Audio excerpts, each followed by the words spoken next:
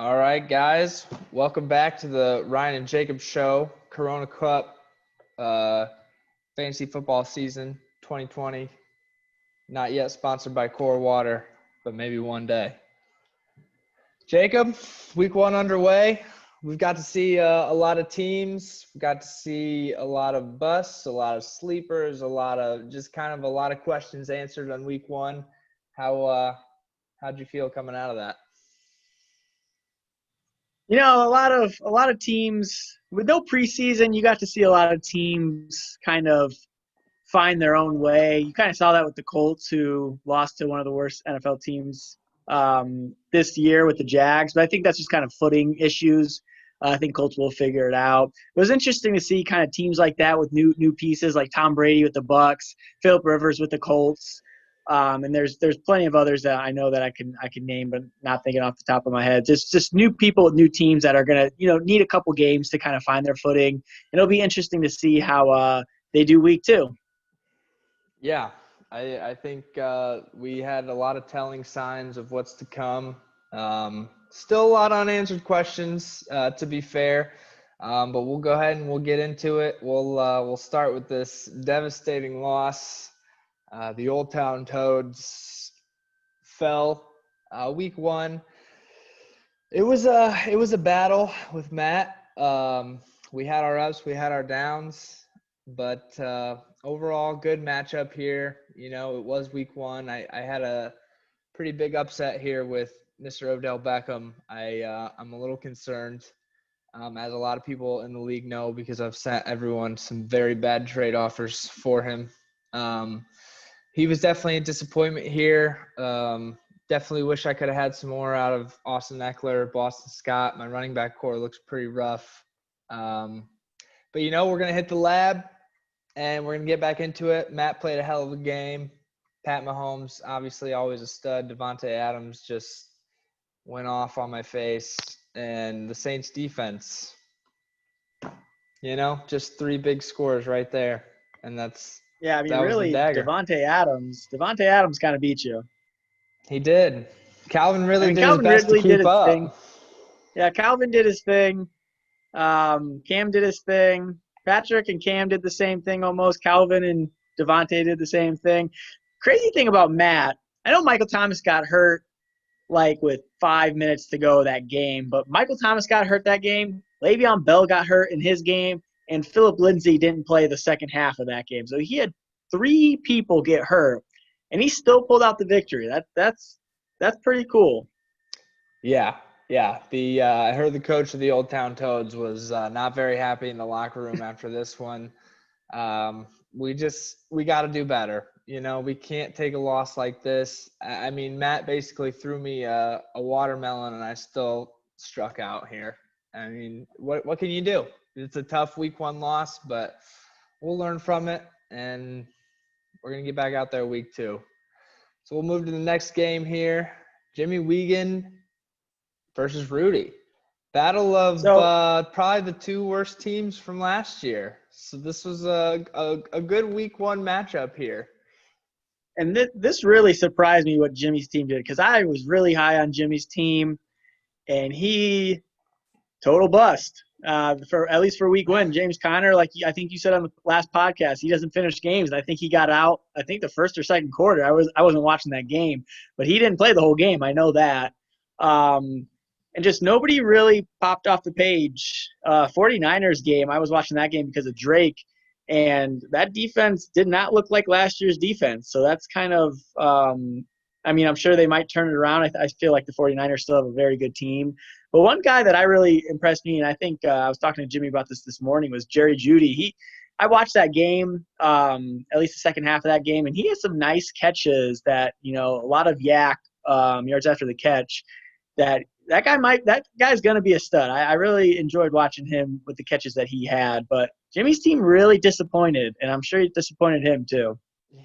Oh, yeah. I mean, that final score there is kind of a little bit of a flashback to a lot of his scores from last season. So, and that was without PPR, so that's like a score that's not really good for half-point PPR. Yeah, take the PPR out, he would have been right around that 59, right around that 59 spot. but he couldn't pull out the win with it this time. But Rudy's team did pretty well, put up a 106 here. Christian McCaffrey did Christian McCaffrey things, and a big surprise here for me was that he first of all started both of the Ravens running backs, but second of all, J.K. Dobbins was the one that goes off, and Mark Ingram finishes with a 2.9.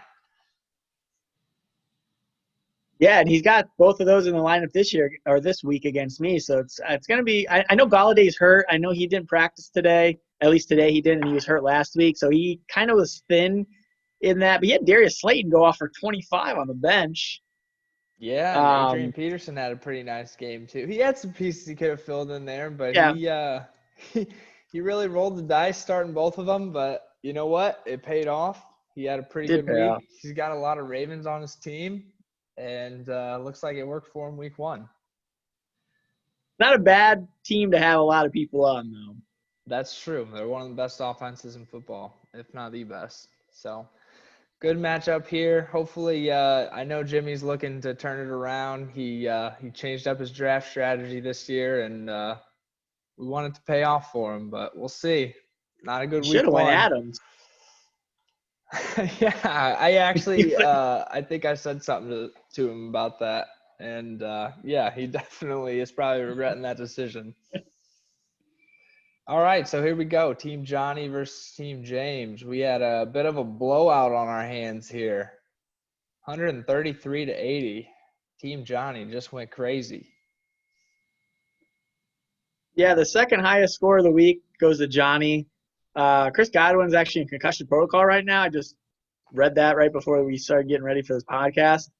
But, I mean, David Johnson went off Thursday. Josh Jacobs did his thing with 40 or 34 points. Kyler Murray had that really long, like 20, 25-yard rushing touchdown to get him pretty well off in his fantasy points.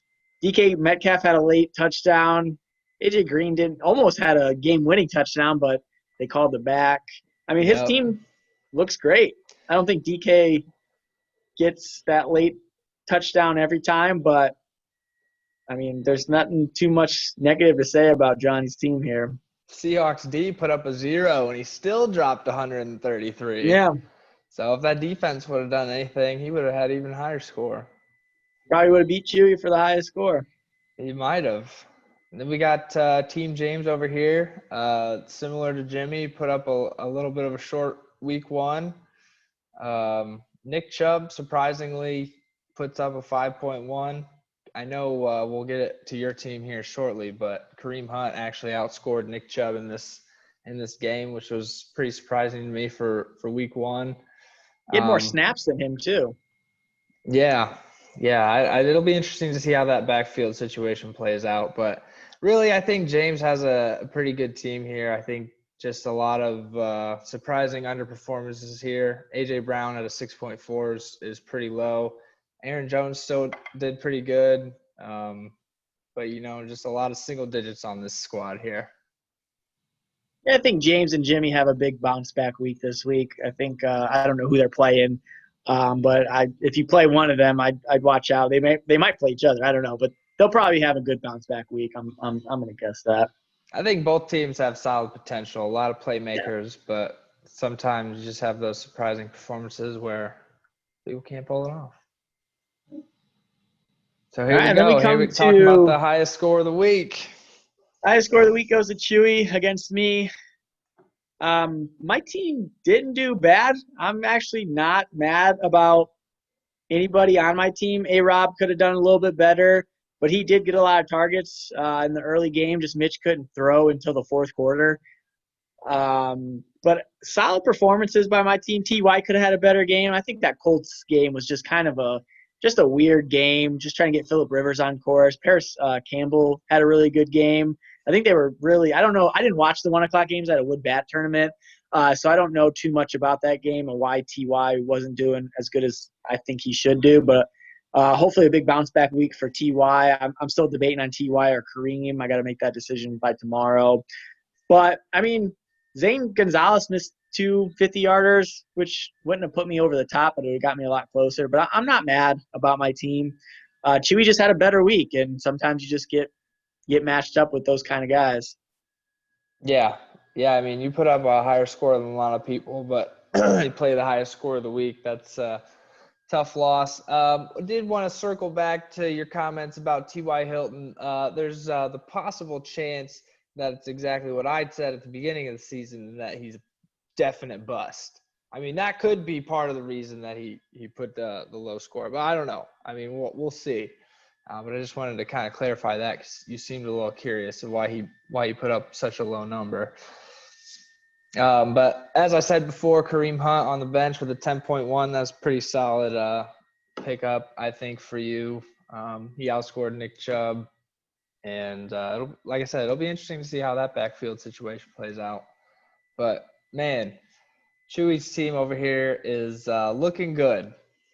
There's a lot of people on this team that are scary. It looks like Juju is back. Julio Jones went crazy. Melvin Gordon scored. Clyde looked pretty good in his rookie debut. Josh Allen looked pretty – man, this team is full of studs. It's a good team, yeah.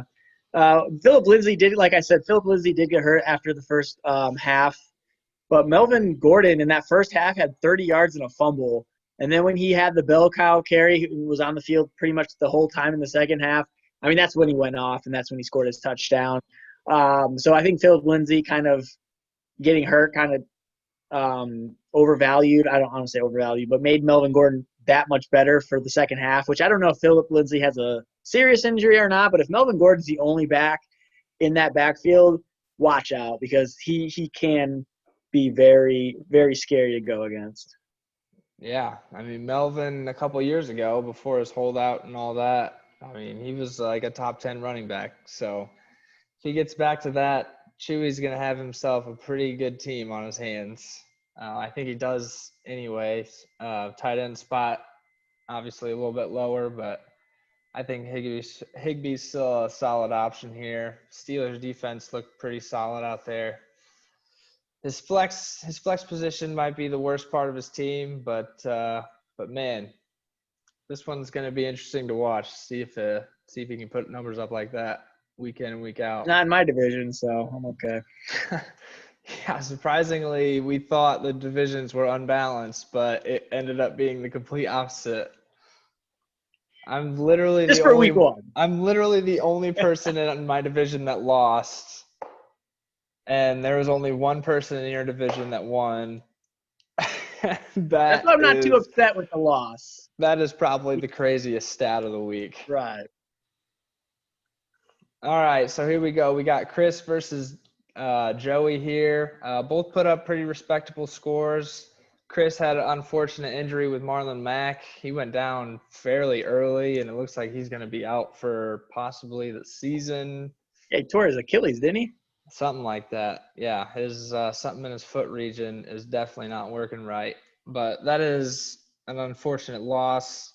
And I do want to mention with that, we gave Lubasi a lot of shit for that Jonathan Taylor draft pick. But, man, that could not have worked out better for him. Just to slide that in there real quick. And we might talk about this with when we get to Lubasi, but he did drop Nyheim Hines 2 minutes before kickoff, and he's probably kicking himself in the foot for that one. But, yeah, that Jonathan Taylor pick could turn out pretty well. Yeah, but anyways, other than that, I mean, Raheem Mostert, he went off for Chris. Lamar Jackson looks like he's picking up pretty much right where he left off, so that could be a solid thing for Chris moving forward. I think Chris has got a really good team here. Devontae Parker, I know he got injured. I don't know what the status of him is, but he looks like he's got a few pieces on the bench that he might be able to play with. Nothing too scary. We'll see. We'll see how he fills in that Marlon Mack spot here moving forward. Yeah, and Barkley only had 6 rushing yards. Yeah, yeah. Big Ben had 9 rushing points in the receiving game. Yeah, so Barkley's not going to do that every week. He's gonna show out.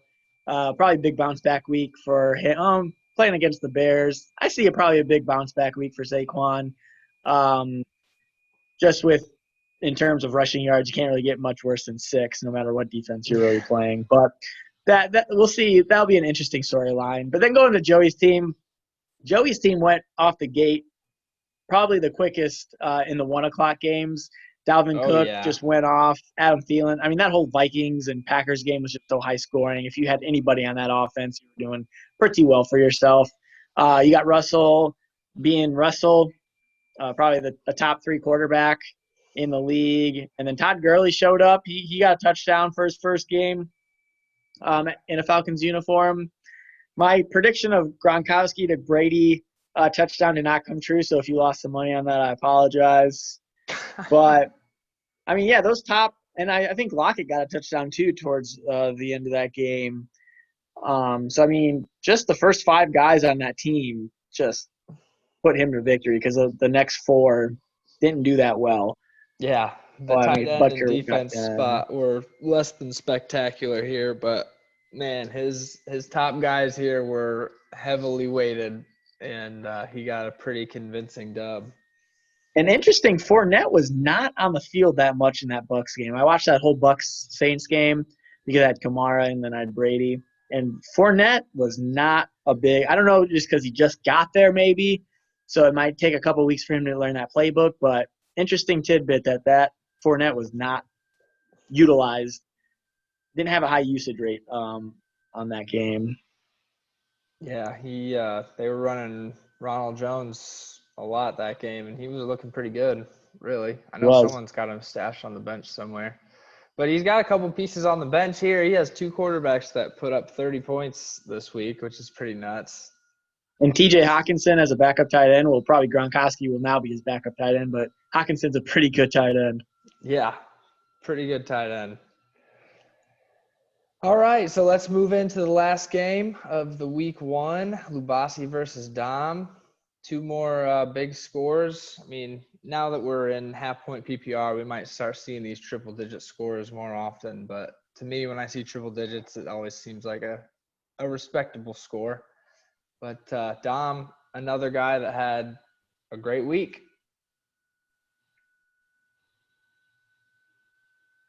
Yeah, I mean, you got Zeke. I watched that Cowboys game. I don't know if he got 2 touchdowns, but I know he got 1 touchdown for sure. He was utilizing that running and passing game, and if he does that all year, he'll be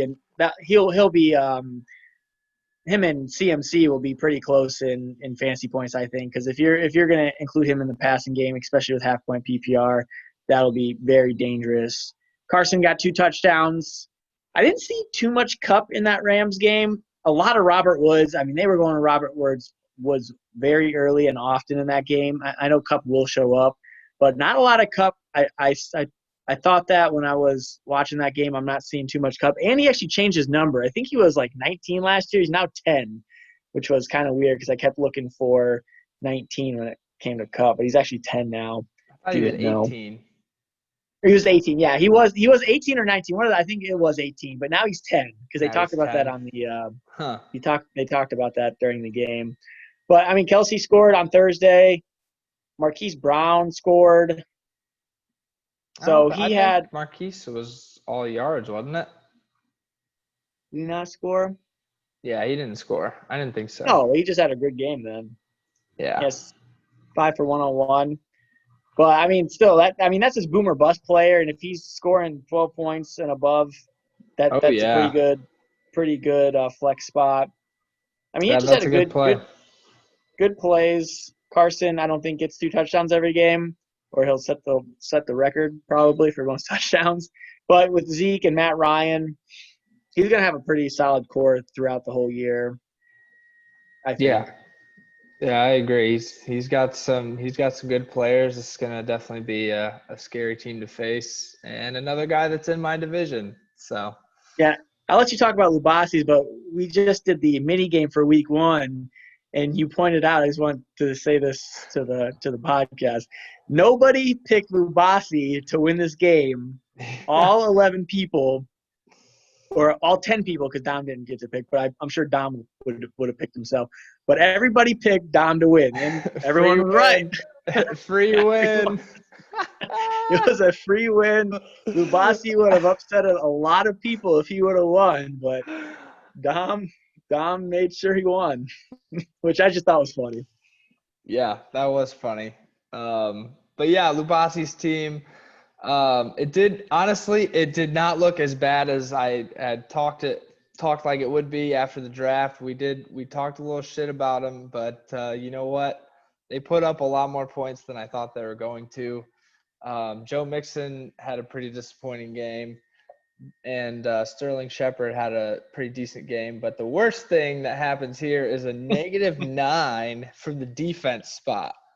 Now I remember last year I got a -8 in a defense spot one week, and it's absolutely the most devastating thing you can experience. So I'm sure Lubasi is probably thinking of starting a different defense this week. I think he dropped the Vikings defense actually. Okay. So he's going to start a different Yeah. defense. But it's just, I mean, I just got to think, because I'm sure I've done negative defenses before, probably like -1 or 2. I mean, I can't think about like on the top of my head. But just to see like -2, then -4, and then -6, you're just hoping and wishing that, one, they get a touchdown somehow, like on defense, or two, just the game is over. Like, you just want that game to be over. It's And hard to climb back from that.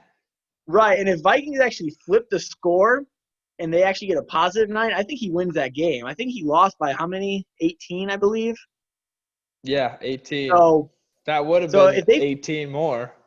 right, so if they flip that score, that's 18 more. I don't know about the decimals. He would have lost by the Um, decimals by like 0.3. okay, but like it's still like just that being a negative. I mean that's heartbreaking.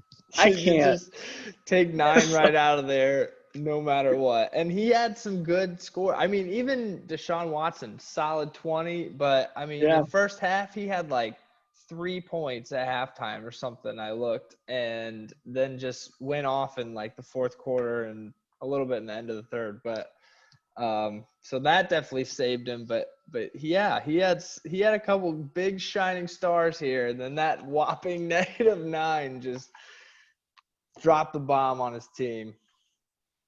Yeah, I mean, Hopkins had like 15 catches, maybe 16. Like he had a lot of catches, and he almost got a touchdown, but they pulled it back to the 1 yard line, and that's when Drake got his touchdown. But I mean, Hopkins so far that's looking like a great pick. And we just talked about Jonathan Taylor. I mean, I still don't like Joe Mixon, and you kind of see why we didn't like Joe Mixon. I think that says 5.6 there, but Yeah. I mean, just a bad day for Joe Mixon. And I mean, Cincinnati didn't do bad. Joe Burrows looked pretty good. I mean, for a rookie and it being his first game, I think the Cincinnati Bengals offense will get better, but I just don't think Joe Mixon was worth a 11th pick, 12th pick, or whatever he picked him at.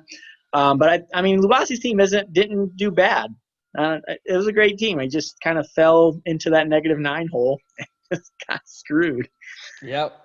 Still a respectable score. And hey, maybe he looks to trade Joe Mixon. You know, maybe he's got fielding some offers for a little buy low candidate. Yeah. All All right, right, I think that so takes us to the last game. that was the last game. So I know I just gave Ryan the mini games. So he'll be calculating kind of that when he has the time, probably tomorrow. I'm going to have to calculate mine probably tomorrow as well. So we'll probably try to get you updated scores on the mini game before the Thursday game. And just don't forget to send me texts for the Thursday games. I got everybody's last week except one, and that was kind of my fault. I texted everybody, and then I forgot Dom got a new number. So that was kind of my fault on that one. But I'll probably text everybody the first, like, maybe a couple more weeks if you haven't. But after, like, week 4, I'm going to just kind of expect you guys to text me, and that's going to be kind of the tall tale sign if, you know, weeks 4, 5, 6, 7, 8, if people aren't going to be texting me, I'm not going to be babysitting that, and then we're just kind of annex the mini game. So just text me for the mini game, and hopefully everyone does. Yep.